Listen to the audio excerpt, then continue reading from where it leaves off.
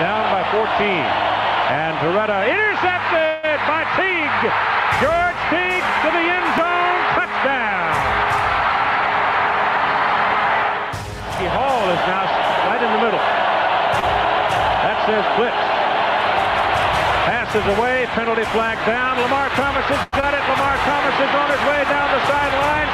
George Teague is after him and runs him down. Takes the ball away from him. Teague's got the ball. And they tackle Teague back up to 12. Game's over. Alabama defeats Miami. Number 2 beats number 1, 34-13. Blitz on from the 1. And they throw a fade right side of the end zone for Owens. He got both feet in. Touchdown catch over the shoulder. Here we go. Oh, they're going to have a big fight. There goes Owens. Puts it down. And he levels it. Here it goes.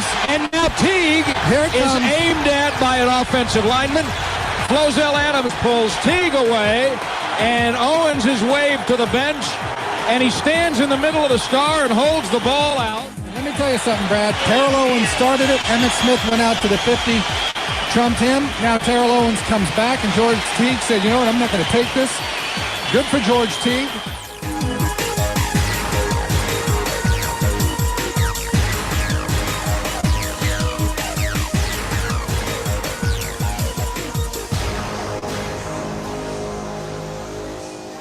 And I tell you what, I still get chills every time I listen to that beautiful little montage put together by me. We want to welcome everybody into the premiere edition of the Teague's Take podcast with George Teague. I am IndyCar Tim, joined by George Teague and JT. And we are live right now from the Maverick Bar in Carrollton, Texas, 1616 West Hebron Parkway. 972-492-7500 or themaverickbar.com on the internet. And this will be our home for this podcast for the foreseeable future. As long as Fish will have us, we will be happy to come and hang out. And everyone's not here to listen to me. Everyone is here to listen to somebody else. And right now, we're going to pass it over. And I know everybody knows who he is. I want to run down some credentials real quick, though, before you get to talk. Of course, we're talking about Mr. George Teague, the original defender of the Star. He is a 1991 second-team All-SEC player. In 1992, he went to All-SEC, second-team All-American, and, of course, that coveted national championship. 1993 NFL first-round draft pick by the Packers, and, of course, that same year on the NFL All-Rookie team. I am speaking, of course, of Mr. George Teague. George, welcome to your own show. Yes, sir. Yes, sir. Thank you. Thank you very much. I'm excited to be in here. What happens if I hit that button? Which one? This one that says leave studio. Yeah. Probably nothing. Okay.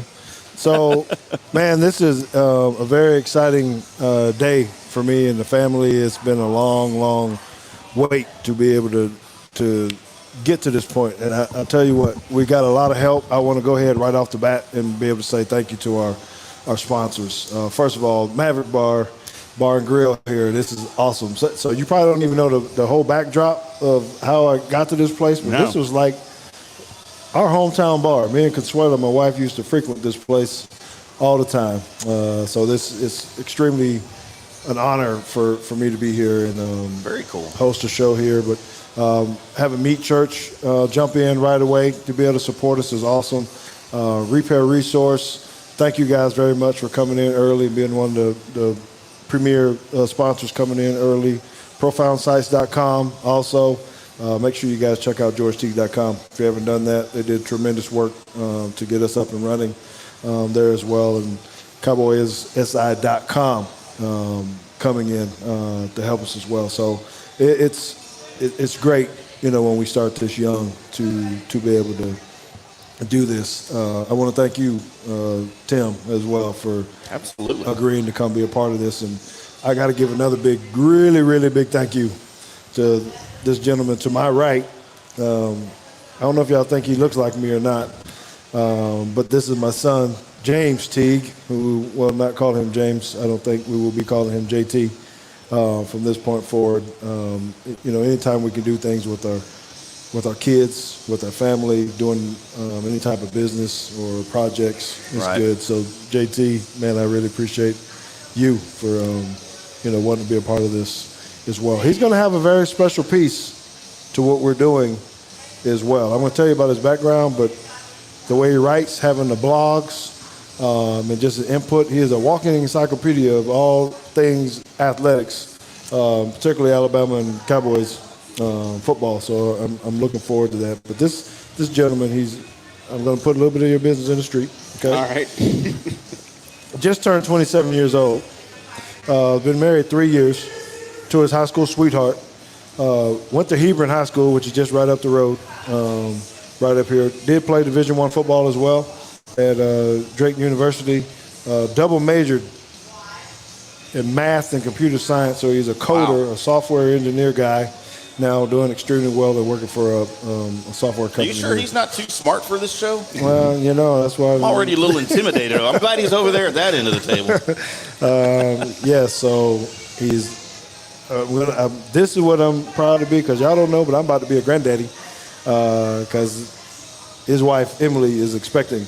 Congratulations, man! They're due in September. So, JT, thank you for all that you do. Anything you need to say to us, or back to Tim, or to myself? No, you know what? You wanted to do some introductions and give some background and things like that. And I know you've got some other people behind the scenes we're going to talk about in this initial episode, just to give props as you've already started. But did you want to do any more background on you, or kind of what led you into wanting to do a podcast? That's probably a good first question. Yeah. So. When we first talked about, we just thought there was an opportunity to want to reach people to be able to talk about. So as I got into social media world, I'm very new into social media. My wife, who has a great brain on her, was thinking, you need to do a little bit more on social media. And then she came up with the idea of doing a podcast as well, because people ask for my opinion a lot. So this will be opinionated. There will be some facts on here as well, but there will be a lot of opinion as well. And so just getting this opportunity to be able to do this and cover a few things, right? First one, we're going to talk a lot about private school football sports. So I'm the athletic director, the head football coach, and the athletic director at John Paul II High School in Plano, Texas. So I get to sit over 22 teams. Wow. Got a lot of coaches, so I stay busy with athletics in high school. So I want to spend a lot of time talking about that, because private school is quite different than public school, particularly here in Texas. That's one of the things I'm excited about on this show, is talking about the private schools in Texas, and because I love high school football. Don't know a ton about background of schools and matchups and things like that, but dude, to me, private school, that's a whole nother level in Texas, and I'm excited to talk with you about that a lot. Yep, and then of course, Roll Tide, everybody, Roll Tide. I didn't wear my A&M shirt tonight.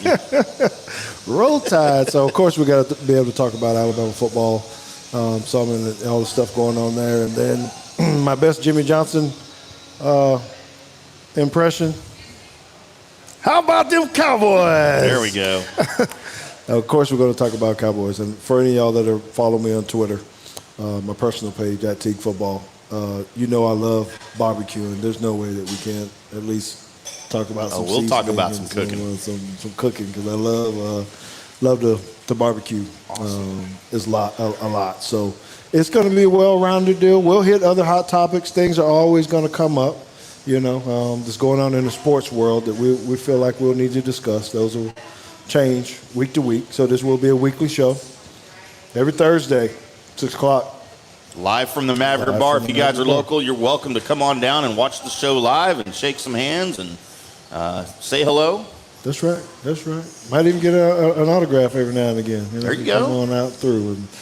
And we'll have some contests. We'll do some fun stuff with jerseys and maybe playing cards and things of that nature. Awesome. And so they might as well come on out and toast up a Diet Coke with me and have a little bit of food. Thousands and consequently millions of people that would be willing to do that here locally. So No, JT asked a good question. He said it was Diet Coke a sponsor. No, they're not. So maybe I shouldn't do that. Maybe I just should have said a soda. There you go.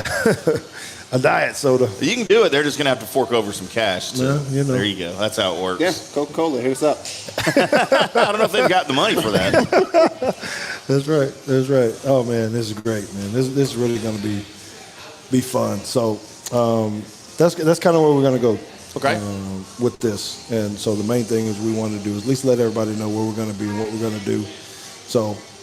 And I know you talked about when we were in the initial planning stages of this. We will touch on some social issues, current events, things like that, as you feel they need to be addressed. And I've been following you on your Twitter for a while, and I will tell everybody out there, if you are not following George on Twitter, and it's at Teague Football. Yes, that is correct. Give him a follow, because this man is one of the most brilliant tweeters, is that a word?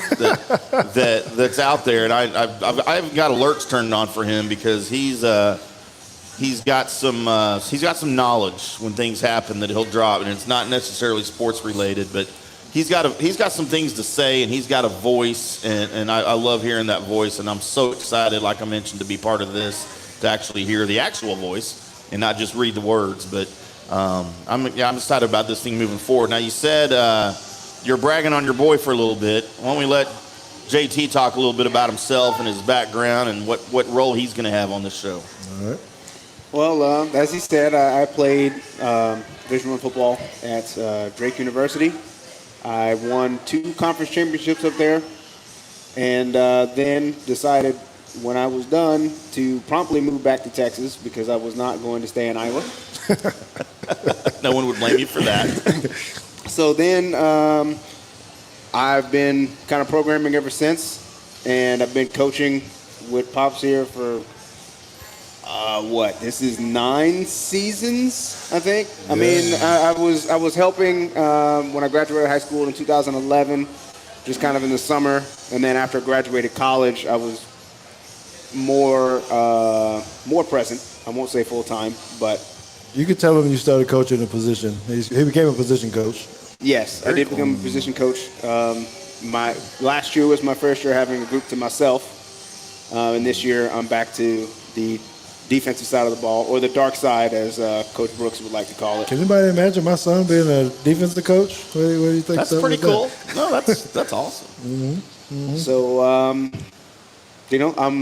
we've got a blog that's on the site now. That'll be covering that'll more be deep diving Alabama and the Cowboys, and any, I guess, hot topic in the NFL and a little SEC football, and from there, I'm a numbers guy. So I'm sure it'll come out when we're talking about things, probably even today when we get into some discussions. Yeah, because what is that profession that you wanted to be in? It was kind of statistical. I wanted to be an actuary. Yeah, actuary. And then you know what that is, Tim? What the heck is an actuary? You ever wonder when you get car insurance how they determine what your premium is? Yeah, so life insurance, all that kind of stuff. They're the people that put numbers on your life. I hate those people. Yeah, most people do. They get paid though. They get paid. They do. And I ran into accounting, and I decided accounting was not for me. And if any part of accounting had anything to do with being an actuary, I wouldn't know part of it. Oh wow! So I married an accountant. Well, there you go. Yeah. Well, so yeah, that's when we start doing this. So we're going to have a section in the podcast that we're going to call Money Matters. Oh, you were prompting me. I'm sorry. Money Matters. So I want to go ahead and give everybody the background on what that means, because we're not talking financial stuff like what he's talking about with his wife. This is when JT was born. We started calling him JT Money, right? JT dollar sign. So the money, and then he's going to be able to bring topics to us every single week that we will debate, or is that the right word? Yeah. Debate, talk about, discuss. That's probably a better word that we'll discuss. After he does all his information. So I think that's going to be fun. I think that's going to be cool to be able to bring something different, that we may or may not be ready for, Right. and test our knowledge, or at least get our opinions, to be able to say, JT, that doesn't make sense. And then he'll start talking all those, the way I calculated things. Oh, Lord. Well, I mean, I know as far as I'm concerned, I'm just going to defer to him with any numbers or anything like that. I'll just, whatever you say probably will be right in my mind. So, well, that's good, man. I'm excited to hear his segment every week. We don't have I know you said you wanted to keep this around a 45-minute, hour-long regular episode going down the road. And there's going to be people here coming to see you and see your guests. Now you've got some guests lined up already for some upcoming shows. I do. Do you want to talk at all about who may be showing up? Yeah, that'd be great. So we're going to come right out of the chute, hitting it very hard with heavy private school stuff at the beginning. Mm-hmm. We already have secured a gentleman by the name of Brian Bonzelmeyer, who's the executive director of TAPS. We'll get into explaining exactly what that is, but that is the organization that I play in. It's one of the largest private school governing bodies in the country. Being here in Texas, there's a whole lot of us, over almost 250 schools. So he's going to be in on the first round. All you Alabama folks that are listening to this, appreciate you guys, but I'll tell you what, I had to hit my boy up, and there's a whole lot of them. But Sam Shade is going to be with us early August on the second show to be able to come in and talk about Alabama football.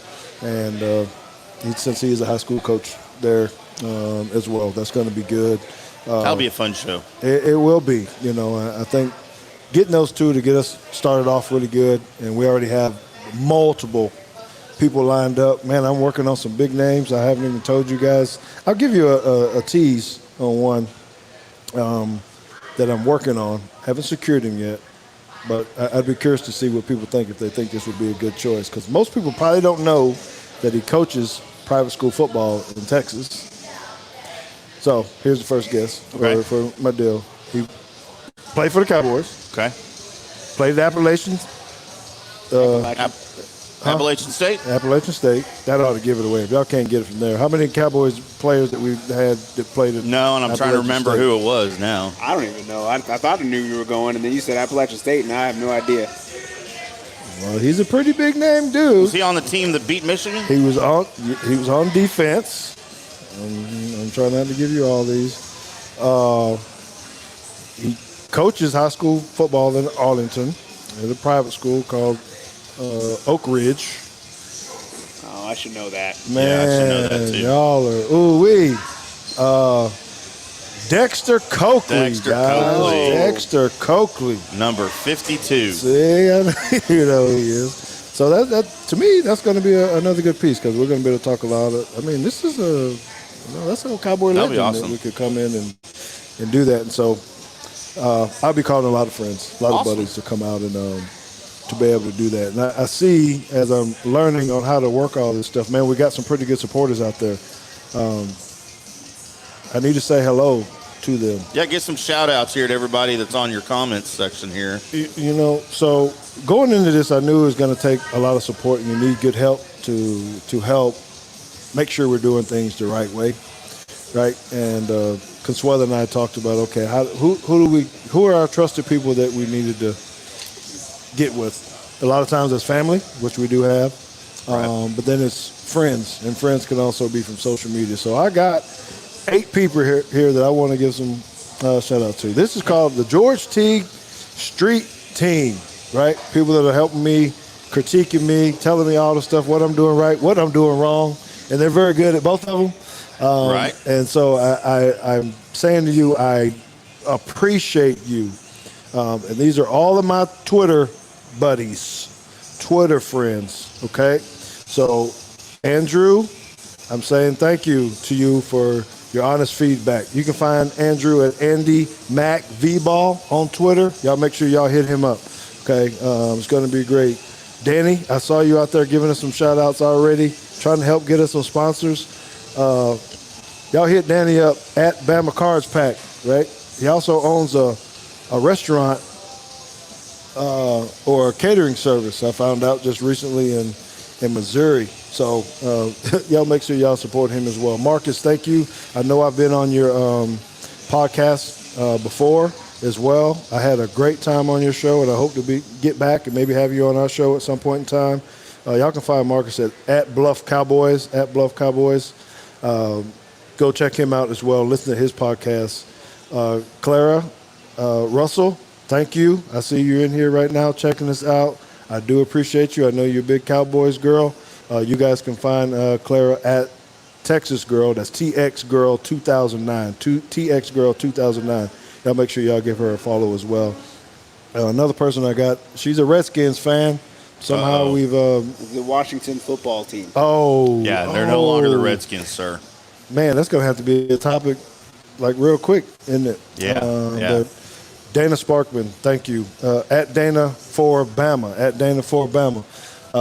So what are they? Are they really the? They are from today. They had an official statement that until they pick a name and announce it, they are the Washington football team. They're getting rid of the logos on their uniforms next year too. Are they going to be like Bama, just put numbers on the side of the helmet? Numbers on the side of the helmet. Yep. Wow, that's kind of sweet, though. No, I saw pictures of the uniforms. Chargers uniforms, they're throwback. Yeah, I'm getting on a tangent, but the Chargers uniforms are probably the best uniforms in the league right now, in my opinion. With the new number on the side and So it's the numbers or the color or it's still the red helmet, the whatever Redskins red helmet, whatever that color is, but it's going to have the gold numbers instead of the logo. See, well, we got so many Alabama players on the team anyway. We might as well be. It'll be familiar for everybody. Crimson Tide. North Alabama, baby. Right. Well, the Reds are kind of similar. Okay. So, and I see my man in there, Mitchell Curtis. Thank you, guys. Man, y'all don't know who these guys are. Mitchell Curtis is like Instagram famous. He's on Twitter, but he's like Instagram famous. I don't know how many people. He had me come in and speak. He interviewed me on the show. So thank you. Mitchell, you can find him at Mitchell's Curtis on Twitter. He is, they're legit, man. So thank you. Randy Hunter, thank you too for all the stuff that you're doing and giving me help. You can find him at Rand Rhodes on Twitter. And of course, Too Cold 2, TOOKOLD, the number 2. Thank you for, he is the White Mamba. Is his name on Twitter. So yeah, he does a lot of cooking and stuff of that nature too. So that group, I'm looking right at you guys and I'm telling you guys, thank you for coming on this journey with me and helping me because there are a lot of mistakes I've made early, and without you guys' help, I wouldn't be able to fix that. And as we go, I want you guys to be a very big part of the success we're going to have, because this is going to be really good. I feel it, the energy, the vibe, the connection, and everything else, that this is going to be really good. So thank you to the street team as well. Right. So then now the show's going to change a little bit when football season starts. We'll be here every Thursday night, 6 p.m., leading into what we hope is Thursday night football. We hope there's a season. Yeah. So we're going to be talking a little bit about the upcoming NFL games, I'm sure, for, maybe previewing the Cowboys' opponents that week. Yep. Whatever night it's on. Probably if they're playing on a Thursday night game, we may get in a little more in depth to what's going on for that game. But I would imagine we'll be covering the upcoming week for Alabama, their opponent, maybe breaking down some SEC matchups. That's right. As well as Cowboys and NFL. And, of course, JP2 games. Friday night football, baby. In the season, yeah. We'll be previewing your opponent for the next night and how you did the week before and things like that. Let me tell you about today, first of all. Oh, my gosh. Breaking news. Y'all probably can't see it, but I came in here sweating just because of the work day. So because I am the athletic director, I still work in the summer. And from 8 o'clock or 9 o'clock, see, he won't say so smart. And that's okay. From this morning until right when I walked in here, I've been talking TAPS football, everything else, because as you guys know, as we're trying to figure out what football is going to look like across the country, obviously everybody's looking to see what's going to happen in Texas. And there's a big controversy, is not the right word, but the difference between the privates and the publics. So most schools across the country, their privates and publics play together. We don't do that primarily here in Texas. So we had different announcements that didn't really line up, and there was some jockeying back and forth like that. So TAPS just made another announcement literally while we were sitting here getting ready. It totally crashed the taps.biz website because everybody was trying to get on there and figure it out. But we are going to play high school football here in Texas, and we're going to start playing our games September the 25th, our varsity games for us in TAPS. That's a little – I don't even want to get to the UIL stuff right now. That's a whole debate. That is really a complete show. But for me, we'll have our first game against Lovejoy. Oh, wow. Which is a public school, a 5A school. That surprised me. Why, you think I can't play them? Or what? No, I didn't know the private schools played public schools. I don't know that's how that works. You got a lot to learn, huh? I know. It's like he ain't. That's what I said. He's over a rock, Tim. Look, I played golf in high school, okay? Basketball and golf, so. What kind of golf? Did you have like one of those little blue and it was a real golf clubs. You played on a course with windmills? Actual golf clubs. You played on one with a windmill? I played on those courses on the weekends, sir. But I don't know. I guess I never really thought about public schools and private schools playing each other like that. But that's cool. You hurt my feelings, man. You hurt my feelings. Well, that was not my intent. So it's been fun being part of this. I'm sure this is the last show I'll be involved with here. So are y'all going to beat Lovejoy? What's the breakdown on Lovejoy? You know what? You're not going to get me on tape already. That will be bulletin board material. Yeah, there you go. What are you doing? You're trying to get me. So all I can say is our plan is to be competitive. Now it's easy to sit here and say, and this is why I came in sweating, because it's easy to say that we're going to play, but with the way school has to be opened up, online, can't work out until certain dates, and it's all different by all kind of schools. For us, it's going to be later than normal. So the preparation is really going to show what kind of coaches we actually have and how do you get a team ready to play under these pandemic circumstances. Right. Because it's not going to be a level playing field, and some of us are going to have to work harder than others. Right. But I'm ready. I'm a competitor, baby. I've been talking to you about it for a month. I know you're ready. Yeah, you're ready to get going. And heck, if you could, you'd throw some pads on and get out there and start hitting. Oh, well, I don't know what kind of pads you're talking about, but shoulder pads. Yeah, it'd have to be a big old thick shoulder pad on this side right here, because this left side is a little jacked up. Yeah. You paid the price for your successful career. Yeah, so once we get into football season, it will be different. I'll probably be running straight from practice or something as well. I'll probably be sweating every week, I guess, just trying to get here and make sure we're ready to go. But it is going to be a dynamic time. So let's remind everybody about social media. The podcast can be found on Facebook. Just look for Teague's Take. You can search Teague's Take on Facebook. That's actually how I found it. It comes right up. So you want to click on the little thumb up there and like the page, so you'll be getting alerts when stuff is posted, especially when episode information is posted, when an event occurs, when we'll be putting events on Facebook for each broadcast, so people can indicate if they're wanting to come hang out, and we can get kind of a feel for it that way. So Teague's Take on Facebook, and then on Twitter, it's at Teague's Take. Yep. So again, follow the podcast page. If you already follow George, that's great. Go over there and like his podcast handle as well. And again, you can get the broadcast live on Twitter through Periscope at Teague's Take. It will not be streaming on his personal Twitter handle, but over on the podcast side. And then, of course, the YouTube channel is set up. It will have all of the episodes stored there. You can go back and watch them whenever you want. It's at Teague's Take again. Yeah, at Teague's Take on YouTube. And then you can also follow live streaming. Now, we do have for those of you not aware, if you're watching the broadcast right now, we do have comments that we're allowed to address, and we can even put them on the screen as we have some already. So if you got a question for George or any of us while we're on the air at any point in any broadcast, just shoot a message there either through Facebook or through YouTube.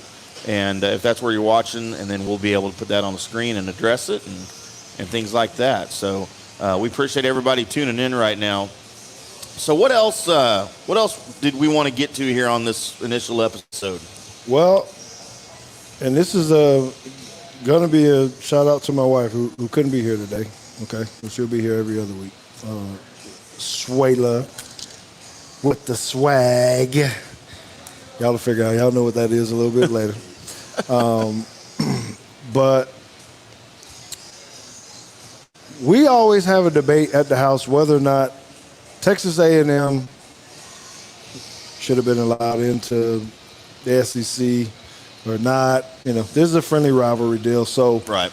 I think what we should discuss is, did Texas A&M do the right thing by coming into the SEC? To the SEC. Did they do the right thing? So let's address this like this. What, that you're a Texas A&M fan? So let me state my affiliation. Yes, I am a fan of Texas A&M. I attended school there. Did not graduate. I was politely asked to you decided you were finished. please exit the Yeah, campus. You have 6 hours to leave the campus and never come back. For some reason, when you go there, they want you in class. And What a concept. not showing up to class drunk. And so, you know, me in my early 20s, I'm sure you can imagine, those of you that knew me back then, it was a lot of fun. So, yes, but I come from a long line of Aggies. My father played for Bear Bryant. Oh, really? Texas A&M as a Junction boy. Nice. Yep. So you're Roll Tider at heart probably too, a little bit. Except for when they play A&M. Okay. All right. So it kind of hurt. Well, see, I'm also, the interesting thing about that is I'm also an LSU fan What is wrong with you? because I was born there. So grew up rooting for, and it was fun to root for the Aggies and LSU because they never played each other. Well, now one of my favorite kid teams was Bama, and then LSU. Now they all play each other all the time, and I'm like, I'm very torn. It's like I got friends that are Redskins fans Washington football team fans and Cowboys fans. I'm like, how can you possibly do that? Like, it doesn't even make sense. But I guess it's the same for other people when I tell them that, yeah, I kind of like I mean, I was, of course, cheering for LSU in the national championship game, but I can imagine from your end as a Bama fan, is it is like Texas for me with UT football? I don't care who they're playing, I'm rooting against them. Is that how the LSU is? Yeah, that's right. That's Okay. right. That makes sense. That's fair. I mean, this deal with Texas A&M. So, are they making more money now in the SEC than they were when they were in the? They are making hand over fist millions more money. Yes. So they is made the right decision, or have they gotten worse? Meaning worse as in they're not as competitive. No, I'm not going to say that. Because All right. what I would say with A&M, I think it was good for both parties. And I know Mom disagrees. But whether people agree with it or not, the SEC brand holds a lot of weight. Yes. So for A&M to get out of Texas's shadow and go into the SEC and basically just draw a line in the sand and say, we're now part of this conference, you have associated yourself with a conference that is known for championships, for lack of a better word. Sure. But for the rest of the conference, it's beneficial because for a team like Alabama, why do they play games in Arlington every year? Because they're trying to expand their brand and get Texas kids to start going to Alabama. Recruiting. So now you have kids that are watching A&M and Houston and Austin and Dallas every week, and instead of watching A&M go up there and play Kansas and Kansas State and when Colorado was there and Nebraska was there, now you're seeing, well, hey, Alabama's coming to town now. LSU's coming to town now. Arkansas. You might get Georgia. Auburn's coming in. So now those, the Tims now, they're associating their childhood with what they're watching as It's not SEC Oklahoma country. anymore. Right. It's not, Right. Oklahoma's still going to be a big name, but now they're not worried about Kansas every week. They're seeing Alabama. They're seeing LSU. They're seeing Auburn. That's right. And that becomes their childhood and where Right, they start right. to gravitate to. No, and I think that's a really good point. It's good for the SEC from that standpoint, especially the recruiting piece. Maybe it helps Texas A&M, but I definitely think there's some negative effects on the other schools to Texas, because now they got to compete more for recruiting. Well, we call them Brockmeyers. Their Yes. name, the people at Fort Worth All Fort Saints. Worth All Saints, who we have to play. Okay, Right. so they're in our district, and we're going to have to Right. play these guys that are going to Alabama, this private school. For them to not go to Texas, and that's a legacy family. It's their granddad played for the team. Mm-hmm. Their dad played for Texas and got drafted. Their mom ran track at Texas, and they have a third brother who is currently on the team at Texas. Yes. So that's a pretty big hit to other schools, that these legacy families, Right. they didn't even stay. It's not like they went to Texas A&M or Oklahoma or something. Going to Alabama. I mean, that's a big statement into his point about what an impact Texas A&M Right. made going into that, because it has affected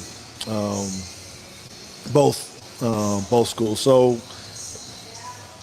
why is the SEC so good then? How can we pull someone? What draws teams that want to leave conferences, in particular, and Money. want to come to the SEC? Money. Yeah, but doesn't So I put together a list here because I knew this was going to come up because you gave me some warning. And I have 5 reasons why the move to the SEC by the Aggies was the right thing to do. all right? All right. And first, we need a quick history lesson as to why this is even an issue. Because if I had it my way, we would all still be in the Southwest Conference. Because I hear everybody say that. miss the old Southwest Conference. So if you want to blame somebody for the breakup of the Southwest Conference, Texas can share some of that blame. For the most part, it's Arkansas's fault. When Arkansas moved to the SEC in 1992, the clock was ticking on the Southwest Conference. Right. They really only had A&M and Texas that were ever worth a darn in the Southwest Conference through the late 80s, early part of the 90s, till they broke up in, 96, when now you have the Big 12, which, in my opinion, was the biggest joke of all conferences. Still is, as far as support for its teams. Okay. So I've got 5 reasons here why it was the right thing for them to do. Number 1, and I've got some examples, the SEC gives you a national stage.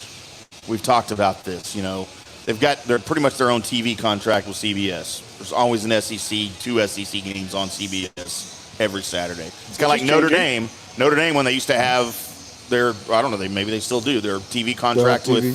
with NBC. Yes. Every Saturday, there's Notre Dame. They're like a pro team. They got their own freaking TV contract with a national network. So an example of the national stage and how it helps. Do you guys remember who Dan Levifeur was? Does that name ring a bell? It does, but I don't know why I know that name. I don't know why you know that name either. In 2007, he became the second player in the history of college football to pass for 3,000 yards and rush for 1,000 yards in the same season. He was a sophomore quarterback at Central Michigan. All right? The first player to ever do that, Vince Young at Texas. Neither one of those players won a Heisman. Aggie freshman quarterback Johnny Manziel was the favorite to win the Heisman in 2013 because he played in the SEC. If he was still in the Big 12, you think it would have been would not have had the notoriety. I don't know if I buy that one. No one questioned the validity of his numbers because he was playing against SEC teams. Now, That's keep fair. in mind, in SEC defenses, keep in mind, the Aggies coming out of the Big 12 went 7-6 their last season there, so they weren't expected to do anything in the Southwest Conference or in the SEC. What did they do that year under Manziel, other than beat Alabama? Sorry, I had to bring it up. They went 10-2 and had a 6-2 conference record. Where's Manziel at now, by the way? Of course, they haven't done anything since then, but, so I'll admit that. All right. Manziel, I mean, again, in my opinion, because of that national stage, playing it, they almost beat Florida. I mean, they almost beat Georgia. They almost beat everybody. I mean, they could have had a better season than they even did, but you almost made that putt on your putt golf too, but nobody cares. If ands and butts were candy and nuts, we'd all have a wonderful Christmas. How about point 2? The SEC has increased the brand recognition for the Aggies, and that's kind of what you were talking about earlier. So their move from the Big 12 to the SEC was kind of to escape what they viewed as regional approach to branding and recruiting. Yes. So really, their biggest recruiting, opponent was Texas and Oklahoma to an extent. Oklahoma recruits really well down here in Texas. But are they still losing the recruiting battle? Yeah, I mean, if we're going to look at the statistical stuff that's gone way up. Yeah, it's gone up. They might still be losing it, but they're getting way more. I mean, top-tier recruits. Yeah, their recruiting classes are much higher than Texas have been recently. And they have a pipeline to Florida now. But does that have anything to do with them being in this conference or who the coach is? You got both. Jim it's both. You're getting more exposure. They don't have Mac anymore. Texas, I'm talking about. Right. And, how much does that really weigh into that compared to just being in the SEC? So think about brand recognition, though, from an apparel standpoint, from licensing. Okay. So now your apparel, your licensing, you're not just in Austin, College Station, Houston, Lubbock, Dallas, Fort Worth, wherever your Big 12 opponents were. Now you're over in Florida, you're in Georgia, you're in Alabama, you're in Mississippi. You get to play in Jerry World every year because now you're playing the Razorbacks again every year. So the Aggies noted that the first year after moving to the SEC, their licensing revenues went up 55% from the year before. That's nice. So brand recognition, not necessarily their brand of football, their logo, their clothing, their everything, just them as an entity, more recognizable now. Better fan experience was another one I had. It's hard to find a better experience for a fan or a player than the November 10th victory over then number 1 Alabama at Bryant-Denny Stadium. Do you really think? I'm just going to let that one go right over my head. But do you really think? Because I've been to a Texas A&M game at Kyle Field. Yes. And it's always electric. Mm-hmm. I mean, do you really feel like that makes the experience? I mean, that whole the band and the kissing and the big stadium or all the stuff that they do is pretty unique. Yeah, absolutely. If you haven't been to a game there, it's pretty awesome to see that. Now, I don't know how you make that better. Now, I guess that if they were part of that group of the We Want Bama group. Oh, they were. You think they were part of the We Want Bama group? Oh, yeah. Yes. They still are. And that's part of the unique experience of being in the SEC. Okay. And they get to join the chants now. They get to join the SEC chants. Yeah, they got a new logo on there. Number 4, how about respect? The biggest difference between the Big 12 and the SEC can be summed up in one word: respect. A&M is treated as an equal member of the conference. In the Big 12, they were too concerned about the wants and needs of just one school above all the others. Of course, we all know who that one school is. Had to go get their own TV network, which, by the way, is failing miserably, thank God. Mm-hmm. But in the SEC, every school has a say. The fans in the SEC are more dedicated and more respectful than the ones in the Big 12. Aggies went 6-0 on the road in 2012 and managed to go through the entire season without a single goalpost being shoved into their section after a game, which happened down there at Texas. And then you get the respect being extended to the voters. So a team Look at the teams from the SEC. You've routinely got 2 lost teams in the SEC in the top 15 because they're playing each other in the SEC and they're in the best conference. You would never have a 2-loss team in the Big 12 being ranked in the top 15. There's no freaking way that would ever happen. So, respect. And like you mentioned, you know, the SEC, you were asking why, but the SEC is the best conference. And here's part of why, because it's the last point I had. The SEC is real football. Oh. It features a variety of offenses. The Aggies ran their version of the spread. Mississippi State, of course, for a long time ran Dan Mullen's version of the spread. Florida and LSU run pro-style type offenses. Georgia runs that West Coast. They all have elements of the spread all mixed into them, which is a pro-style offense. Well, hold on. So this is my defense. Does real football mean we play defense and other people don't? Or Yeah. what does that it's mean? Because defense. these guys don't play any defense. You know, they want to score a lot of points, and I think that I know I'm off topic here, and It's on I topic. agree with you, but I think the difference in this conference, in the SEC and other conferences, is also the way that we play defense. Well, but that's a testament. So you have these different types of offenses that are all pro-style offenses. My point was that the defenses can match up against those offenses. They're better defenses playing those better offenses. You hardly ever, if ever, get a 70-63 shootout in the SEC because the defenses suck. It hardly ever happens, if ever. That's a regular Big 12 game. That's a regular Texas OU game or whatever. Well, they're trying to sell tickets. They want the offense. The offense kind of drives the money a little bit. I Not necessarily get the it. defense. I get it. But and just look at the respect that the SEC gets. Look at their media days. Thousands more media credential requests than you get for a Big 12 media day for anybody. It's just, Well, they're more respected. It's a better conference. It's run better. There's more money available. And yes, to your point earlier, I think the Aggies and I think the SEC mutually benefit from the marriage there. so you know that every Pac-10 fan we got watching this, or Pac-10? They got 12 now. 12, sorry, So they ain't disrespectful. playing anyway. So disrespectful. They're not even playing, right? Is anybody even going to play out In there? the Pac-12? Yeah, they're going to play. They're just doing the same thing the Big Ten's doing. They're just going conference only. Yeah, okay. Well, anyway, you're about to make everybody mad because we're talking about the SEC, and everybody hates Alabama, and everybody hates the SEC because we chant that a lot as well. So what about draft picks? You got some stats on the draft picks? Are there any argument? I didn't pull any of that. I don't. I did not look at draft picks. I was ready to make the case on records on why the SEC was, in fact, the best conference. All right.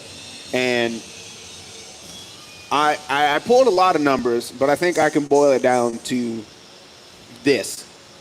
The SEC is the only conference, or the only Power 5 conference, I should say. I didn't look at Group of 5. I'm sorry.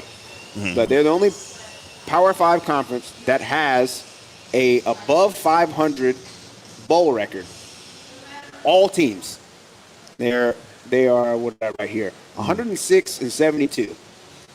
All other conferences have losing records, except for one. I think the Big Ten is like 72 and 72. They're dead even.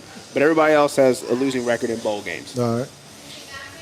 The SEC also has, since 2000, has a winning record against every other conference, all teams. Did you have a software for this, or how'd you? No, I went and I counted hand by hand. It was a lot of games. Yeah, you use the abacus, or what are those things you guys use? Did you No, have I to take used- your shoes off? I used tally marks.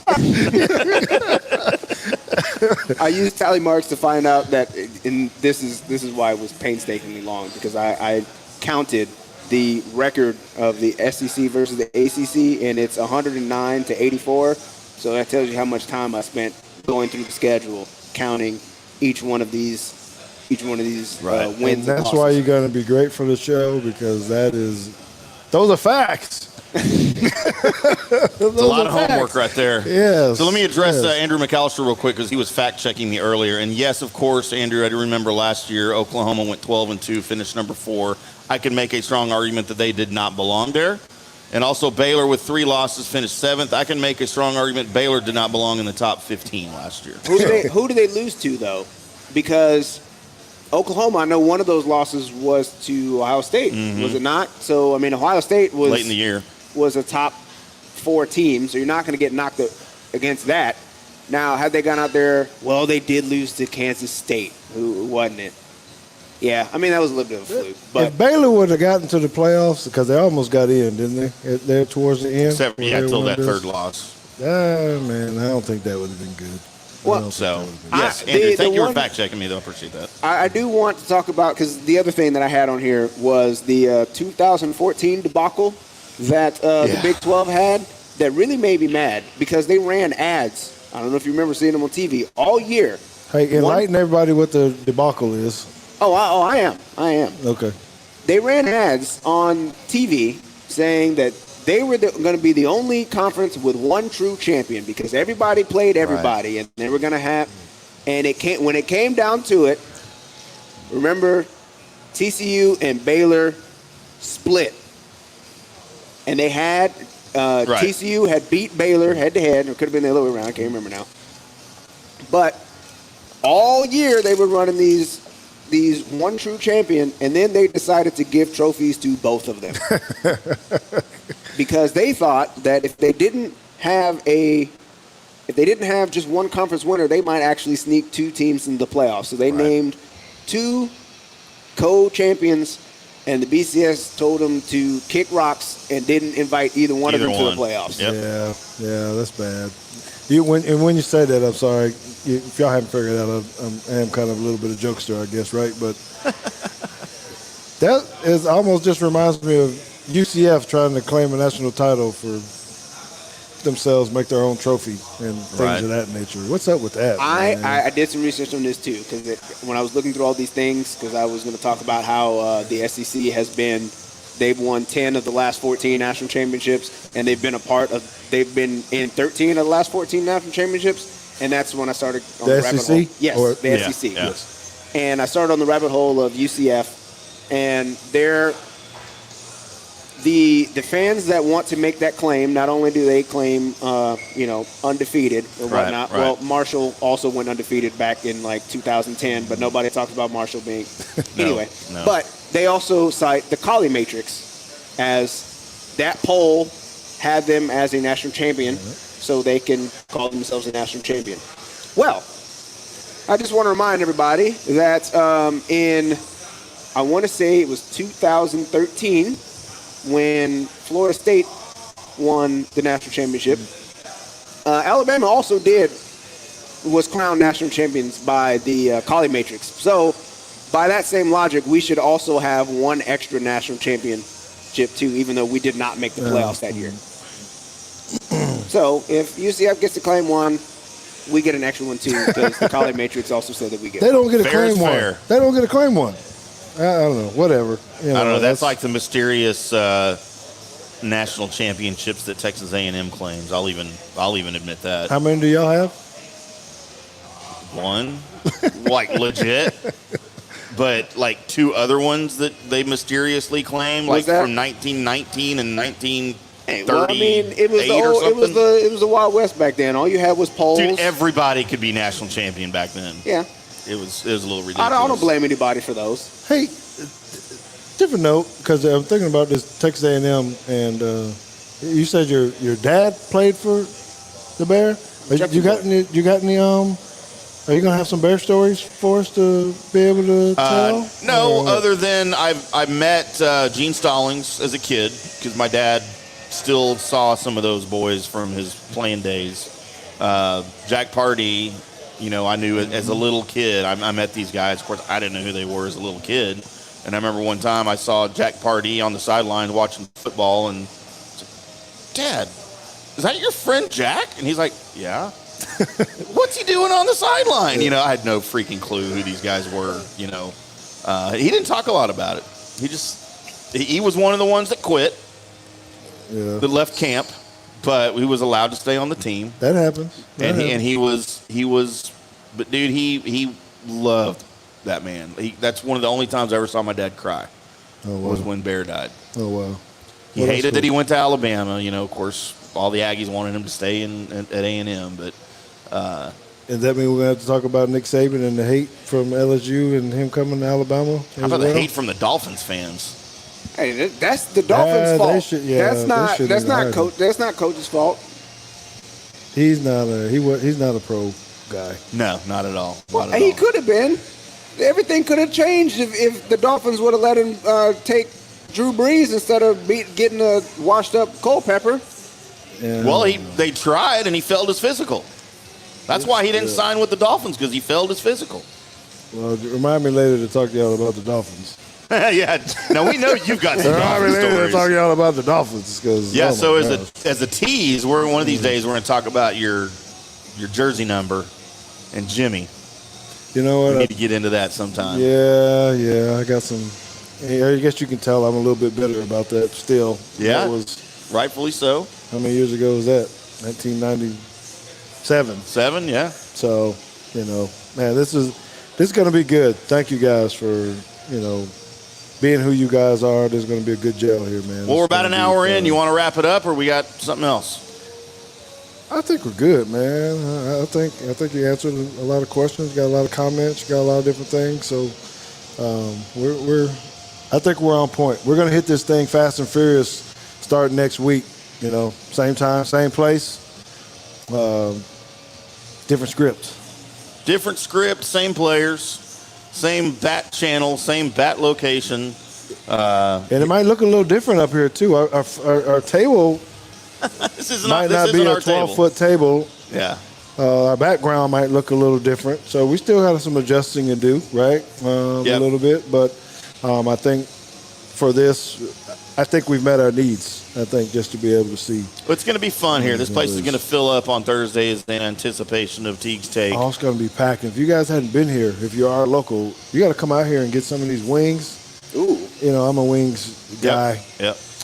Anyway, it's not like I go anywhere with not getting wings, but you got to come here and get this. They got some awesome drinks.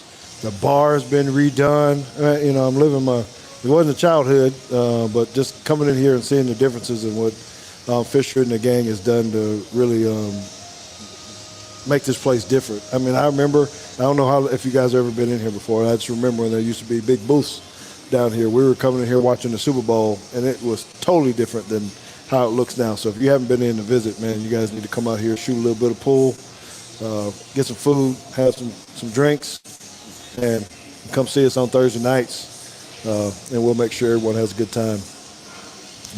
Yeah, so I mean, I'm excited next week. Who did you mention the guest was? Let's remind everybody who's going to be here. The executive director of TAPS, that's TAPPS, Texas Association of Private and Parochial Schools, will be in the house with us to talk some private school stuff.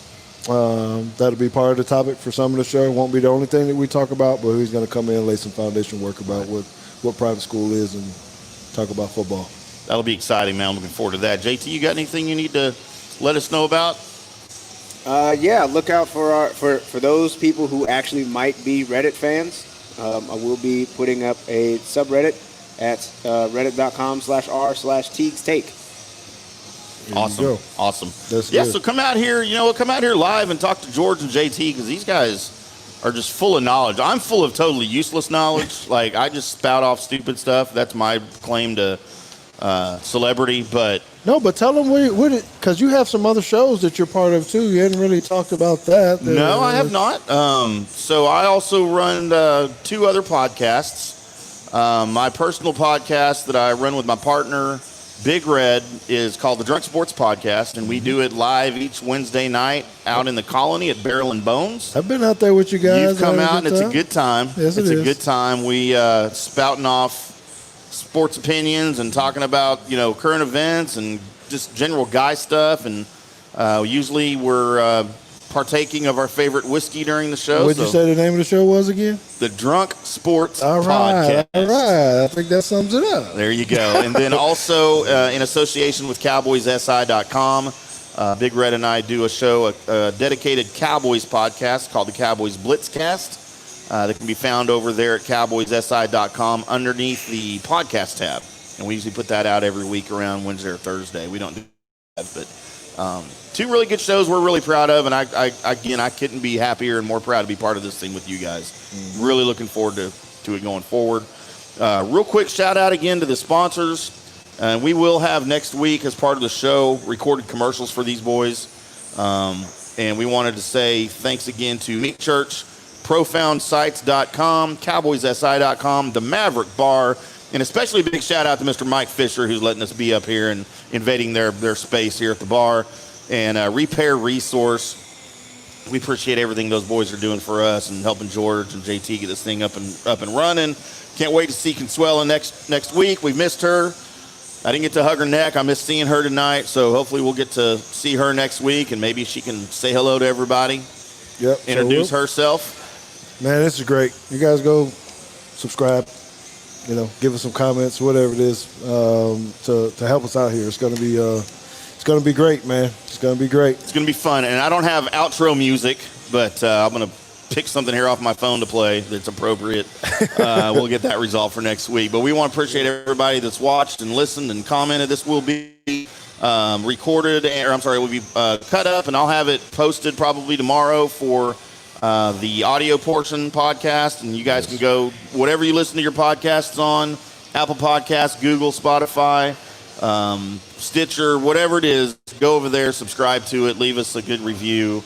And then you'll get notified when new episodes drop if you missed the video. But we appreciate everybody. We'll be back next week live from the Maverick Bar, 6 p.m. Central Time on Thursday. We'll see you then.